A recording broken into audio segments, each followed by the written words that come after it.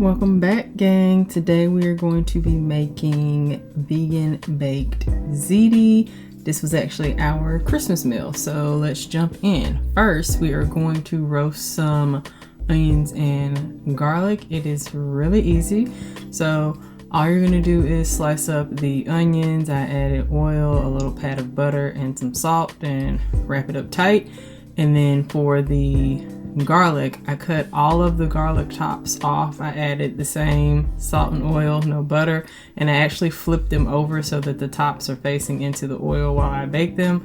And I usually bake them anywhere between 375 and 400 depending on how much attention I'm going to pay to them, honestly.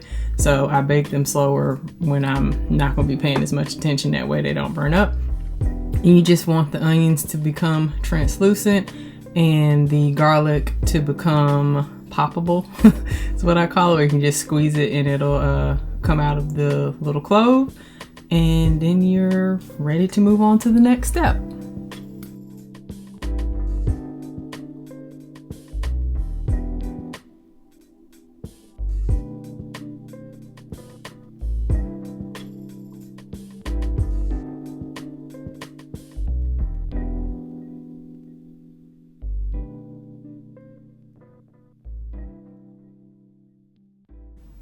Okay, onward. We're going to start the ziti. We have to start with the pasta. So we are going to parboil some pasta, just making it almost done because you don't want it to be completely done, because when you put it in the oven, it will be too done. And I usually use penne as opposed to ziti because I think penne is a little more substantial, like it's a thicker noodle. And then for the sauce, I would just screen cap this. It is I usually use Bertolli's, and not all pasta sauces are vegan, so just check to make sure they don't have sausage or bacon fat or cheese or whatever the case may be. So sauce, roasted onions and the roasted garlic, salt, pepper, garlic powder, red pepper flakes, the onion powder, basil, oregano, and then some agave for sweetness to balance out the tart tomato, and then simmer it and then taste it again before you use it in layering to see if you need to adjust the spices.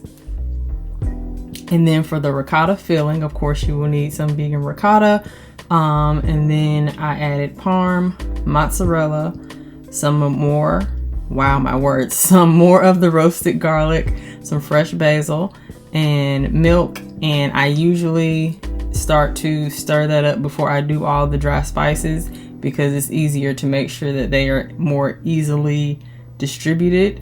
So do that, add the milk, then add my spices, which are going to be salt and pepper, garlic, onion powder, basil, and cayenne. And the cayenne isn't enough to make it spicy, just like a couple dashes. It helps kind of layer out the flavor, but it's not going to give you actual heat.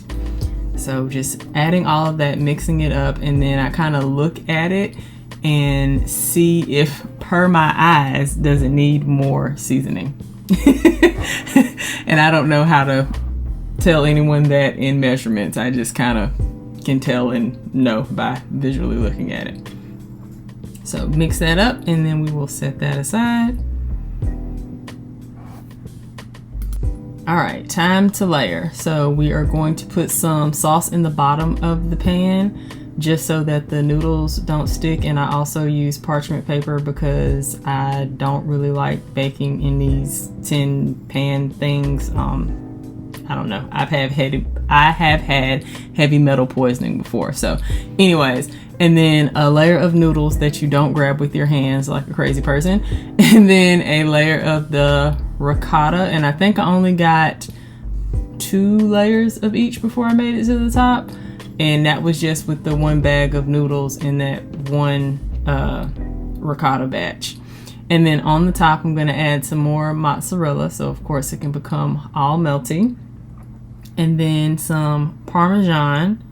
And then I will add some nooch or nutritional yeast, whatever you want to call it. And that's more for coloring than flavor, even though it does have like a cheesy, buttery flavoring. But A lot of times vegan cheese doesn't actually brown up. So when I take the lid off to do my final broil before I take the pan out, the nutritional yeast will give it that brown color, like the brown spots, the crispy edges type situation.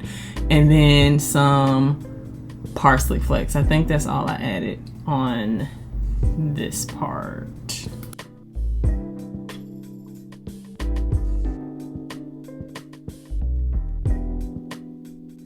Yeah, and then I baked it, I want to say at 400, and I just kept checking it until it was completely bubbly all the way to the middle. And then I took it off and broiled it and just watched it to make sure it didn't burn up. And now I'm going to plate it here.